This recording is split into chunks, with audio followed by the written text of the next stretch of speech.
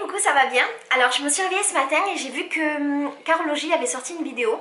Et comme très souvent, elle a sorti une vidéo que je voulais sortir et en me disant je pense à peu près les mêmes choses que je voulais dire. Et c'est assez marrant parce que Caro et moi on a un peu cette connexion du fait, j'imagine, qu'on s'intéresse aux mêmes choses. Et très souvent elle sort une vidéo et je me dis purée, je voulais la sortir. Généralement, je ne la sors pas après parce que je m'arrange, je pense que j'ai tort, je m'arrange, je me dis non mais c'est bon, elle a déjà tout dit, je vais pas refaire une vidéo derrière. Et cette fois-ci, j'en ai parlé avec Caro ce matin, je lui ai dit, et elle m'a dit non, s'il te plaît, sors là, c'est un sujet intéressant. Donc voilà, il faut que tu saches, j'ai survolé la vidéo de Caro et j'ai surtout vu un résumé de la vidéo de Caro. Pourquoi? Parce que j'ai toujours peur de dire la même chose que les gens et d'être influencée sans m'en rendre compte. Du coup, j'ai la sensation qu'on parle à peu près du même truc.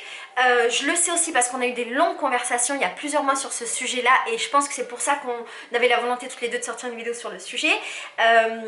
Et donc si je répète des trucs de Caro, c'est pas fait exprès. Si je dis des nouveaux trucs, c'est cool. Et si finalement ma vidéo est complètement rien à voir avec la vidéo de Caro, ce qui m'étonnerait, désolée. Alors, j'avais eu envie d'écrire cette vidéo qui s'appelle Ne faites pas confiance aux youtubeurs parce que je suis youtubeuse depuis plus de 6 ans et depuis plus de 6 ans je reçois entre autres énormément de messages de gens qui me prennent pour une coach et qui me posent des questions, qui me prennent...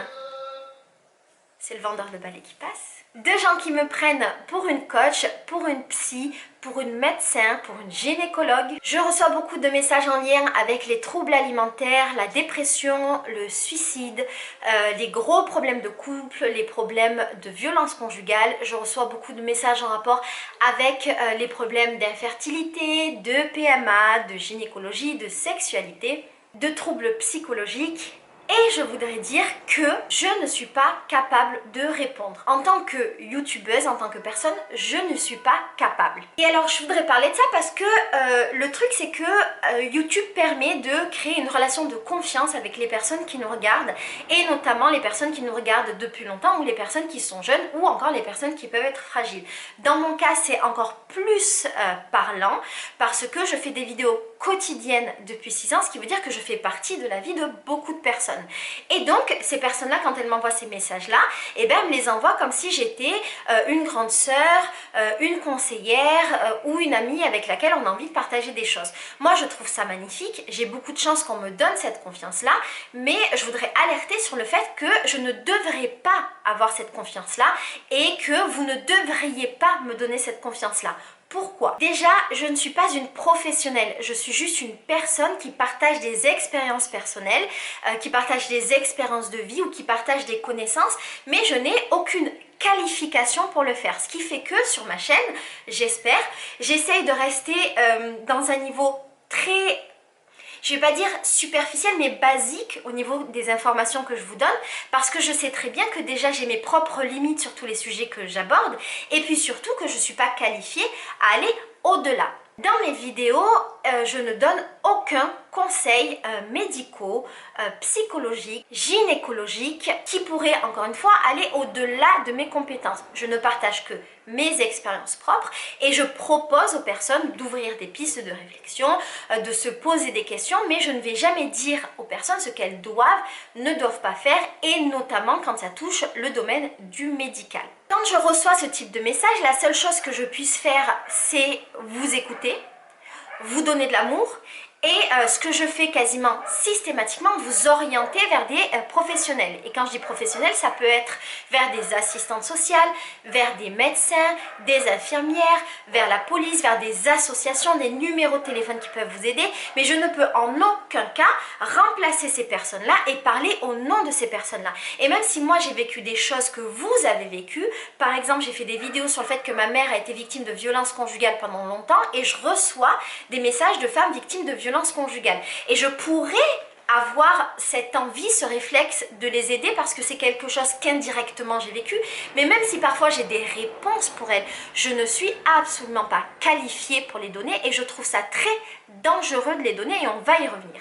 Et alors si vous êtes face à un youtubeur qui vous répond sur ce genre de questions et qui ne vous oriente pas vers des professionnels, le conseil que je voudrais vous donner, c'est fuyez. N'écoutez pas un youtubeur non qualifié qui vous donne des conseils, qui vous oriente comme si c'était des conseils de professionnels, alors que ce sont des conseils basés sur ses propres expériences personnelles. Si vous êtes en situation de danger, quel que soit le danger, ne contactez pas un youtubeur pour vous aider, pour vous donner des réponses. Contactez des professionnels, police, assistante sociale, numéro vert, il y a largement de quoi vous aider en dehors de YouTube. Et alors le deuxième point, et c'est là je pense que je rejoins un petit peu la vidéo de Carologie dont je voudrais parler, ce serait de tous les coachs autoprogrammés de YouTube. On a vu ces dernières années apparaître comme ça plein de coachs autoproclamés et souvent des personnes qui n'étaient pas qualifiés et qui proposaient d'aider les gens en face à face ou par téléphone et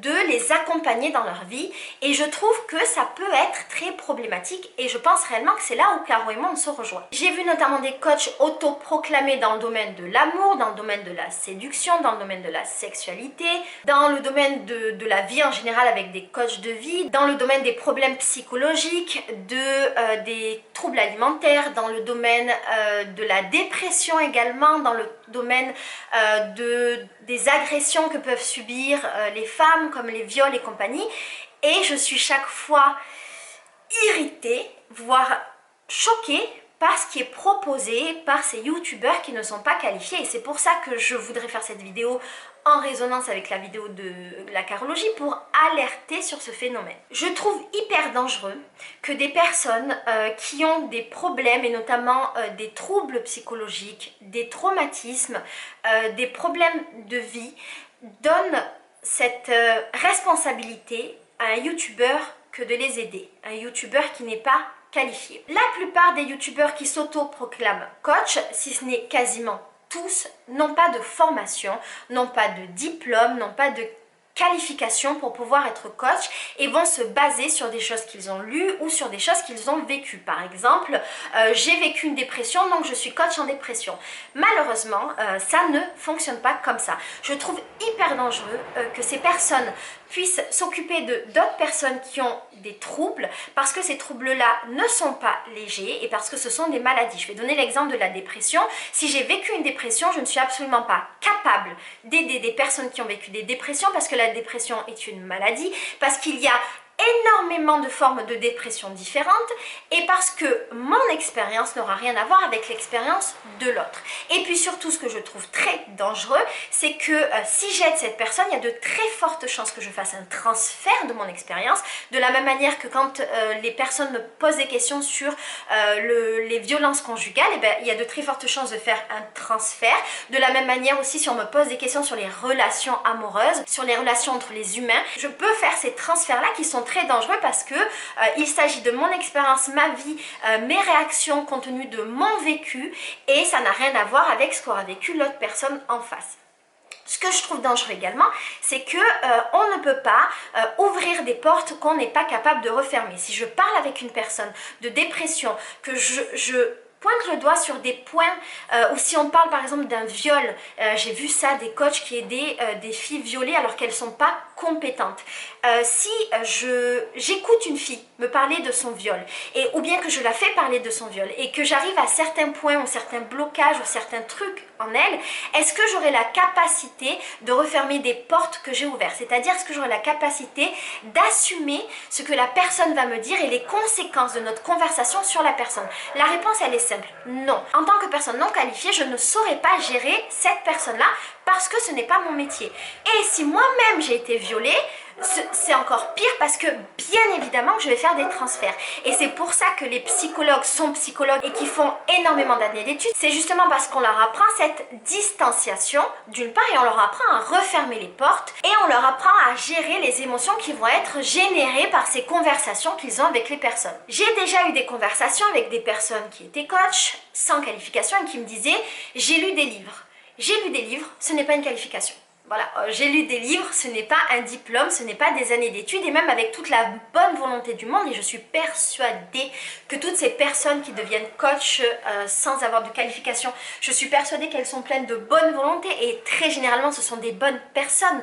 Mais je suis désolée, lire un livre, ça ne te qualifie pas pour devenir un professionnel de la santé ou de la santé mentale des personnes que tu vas avoir en face de toi. Et alors, ce n'est pas non plus le fait d'avoir une audience et le fait de parler d'un sujet qui fait de nous des personnes qualifiées. Je trouve aussi que le grand problème, c'est que en tant que youtubeur, on a une position particulière avec les gens du fait du lien qu'on crée et du fait de cette relation de confiance qui va faire que dans une relation de coach à personne coachée, et ben il va y avoir un très gros déséquilibre et on va avoir une personne qui va avoir en face d'elle un youtubeur qu'il ou elle suit depuis super longtemps, pour qui il ou elle a de l'admiration et qui va un petit peu boire les paroles de cette personne, et je trouve ça hyper dangereux parce que du coup justement il n'y a plus cette distanciation et ce recul que peut avoir un professionnel avec un patient. Là on est dans un rapport plutôt d'une personne fan d'une autre personne ou admiratif d'une autre personne avec ce youtubeur qui va être dans cette position de force et qui va pouvoir avoir en face de lui une oreille hyper attentive, réceptive, qui ne remet pas en question et qui prend l'information comme ça, comme si c'était de l'acquis. Et je crois que c'est très dangereux quand on est avec des personnes fragiles parce qu'encore une fois, on n'est pas qualifié et on n'est pas qualifié pour pouvoir savoir comment parler à ces personnes et quelles sont les conséquences de ce qu'on dit à ces personnes. Par exemple, j'en parlais beaucoup avec des amis à moi qui sont assistantes sociales et qui justement sont face à toutes ces personnes-là qui peuvent être en détresse ou qui peuvent avoir besoin d'un soutien psychologique et qui me disaient à quel point c'était dangereux et aussi qu'il y a une responsabilité même au-delà de la responsabilité morale, mais qui serait peut-être une responsabilité juridique, parce que si on a affaire à une personne qui est suicidaire et qui va avoir une coach YouTube qui va lui parler de suicide, et qu'au final cette personne se suicide, on va lui demander des comptes à ce YouTuber coach, parce que ce YouTuber coach, il a une relation professionnelle dans la mesure où il y a de l'argent qui s'échange entre les deux. Il a établi une relation professionnelle avec cette personne alors qu'il n'était pas qualifié, et ça d'un point de vue légal ce n'est pas non plus acceptable et c'est ultra dangereux. Et d'ailleurs mes amis qui sont assistantes sociales et confrontées à ces cas-là et qui pour être qualifiées pour aider ces personnes-là, parce que ça fait partie de leur travail et parce qu'elles le voient tous les jours de leur vie, elles-mêmes n'ouvrent pas ces portes qu'elles ne sont pas capables de refermer, elles-mêmes sont conscientes de leurs limites et renvoient vers des professionnels parce qu'elles ne sont pas qualifiées à aller plus loin que ce qu'elles savent faire en tant qu'assistante sociale. Un youtubeur qui lit des livres et qui a expérimenté des choses n'est pas qualifié pour aller plus loin et pour conseiller une personne directement en face à face, et notamment une personne avec des problèmes psychologiques ou des problèmes de santé. Ce qui me pose problème aussi, c'est que les youtubeurs, on est des adultes pour la plupart, et on peut avoir affaire à des adolescents, des personnes jeunes qui n'ont pas spécialement les moyens de se payer un coach YouTube et qui du coup vont demander de l'argent à leurs parents pour se payer un coach YouTube. Et là aussi ça crée quelque chose qui pour moi n'est pas hyper sain, parce que on a affaire à un YouTuber qui va demander à un jeune de demander de l'argent à ses parents pour se payer du coaching avec une personne non qualifiée, et ça crée tout un truc comme ça qui n'est pas vraiment sain. Je crois donc que les youtubeurs doivent avoir pleinement conscience de leurs responsabilités, que si jamais ils veulent devenir coach, c'est génial, c'est très certainement un bon métier, qu'ils doivent se former. Moi je pense par exemple à Esther, qui est une des rares coachs internet pour laquelle j'ai beaucoup de respect, parce que je trouve qu'Esther, elle est hyper formée, qu'elle est hyper carrée, et j'ai pas vraiment de doute sur la qualité de ce qu'elle propose. Et je vois plein d'autres personnes comme ça qui n'ont aucune formation et qui deviennent coach du jour au lendemain. Et très certainement, encore une fois, que ça vient d'une bonne volonté. Simplement, il faut que ces personnes-là se forment et soient diplômées, parce que sinon, je trouve que ça amène à des dérives qui sont très dangereuses pour les personnes qu'elles ont en face. Et alors quand j'ai écrit cette vidéo, je me suis beaucoup posé la question de mon programme bonheur, parce que je me disais, mais en fait, est-ce que je suis pas en train de reproduire ce que je suis en train de critiquer? Et donc ça m'a posé un vrai dilemme. Et j'en suis venue à la conclusion, et j'ai aussi beaucoup demandé aux gens parce que j'avais hyper peur de tomber un petit peu dans ce travers et j'imagine que c'est très facile de glisser un peu là-dedans en faisant quelques petites concessions sur ce qu'on fait, on arrive à autre chose, donc c'est très simple d'arriver là. Je me suis demandé, voilà, est-ce que mon programme bonheur il ressemble à ça? La réponse que j'ai, c'est que non, pour plein de raisons. C'est parce que mon programme bonheur, déjà, c'est pas du coaching, parce qu'il n'y a aucun face à face, comment ça s'appelle, il n'y a pas de live avec la personne, j'ai pas une relation directe avec les personnes et surtout dans mon programme bonheur, moi je précise tout le temps que je ne suis pas coach, pas psy et que simplement je lis beaucoup de livres en relation avec la pensée positive, le développement personnel, que j'en prends des exercices et des concepts, que j'essaie de les vulgariser, les simplifier, les résumer et que je les propose comme outil pour les personnes qui veulent les prendre ou pas. Ça va pas plus loin de ça. Et très souvent, si je précise, quand c'est des sujets un peu plus sensibles, que ce que je propose moi, ça reste très superficiel, très en surface, ce qui ne veut pas dire que ce n'est pas de qualité, mais ça reste très dans la première couche du problème et que quand on a des problèmes plus profonds, il faut consulter des professionnels. Et donc, j'en suis venue à la conclusion que je n'étais pas tombée dans ce travers-là. Je pense que ça n'arrivera pas parce que justement, je me suis fixé des limites et que je connais mes limites.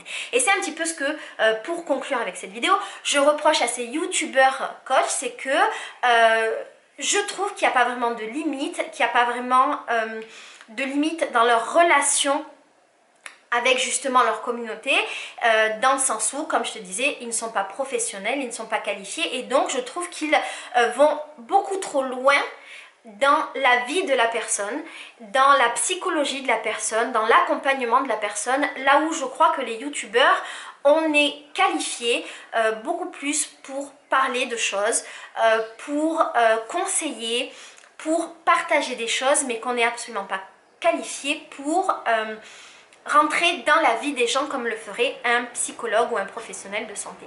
Voilà, finalement je ne sais pas si la vidéo reprend ce que disait Carole Auger ou pas, je vais aller la regarder de suite, vous me direz dans les commentaires, peut-être que elle apporte un complément, je ne sais pas trop. En tout cas, avant de faire confiance à un youtubeur coach, réfléchissez-y, posez-vous des questions. Si vous êtes jeune, parlez-en avec vos parents, voyez ce qu'en pensent vos parents.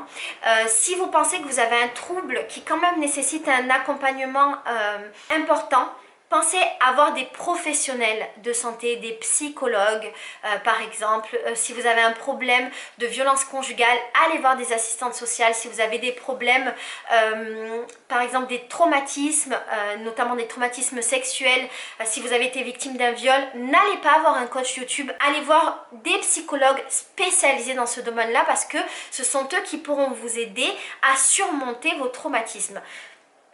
Voilà, je pense que j'ai tout dit, j'espère que j'ai été claire. Encore une fois, j'ai aucun problème personnel avec toutes les personnes qui font du coaching sur YouTube. Je pense très sincèrement que ce sont des personnes qui sont de bonne volonté, qui veulent vraiment aider et qui simplement peut-être n'ont pas conscience de la responsabilité qu'ils ont auprès des personnes qui les regardent jeunes ou fragiles. Voilà, je vous fais des gros bisous, je vous envoie tout mon amour et je vous souhaite une journée merveilleuse. Ciao!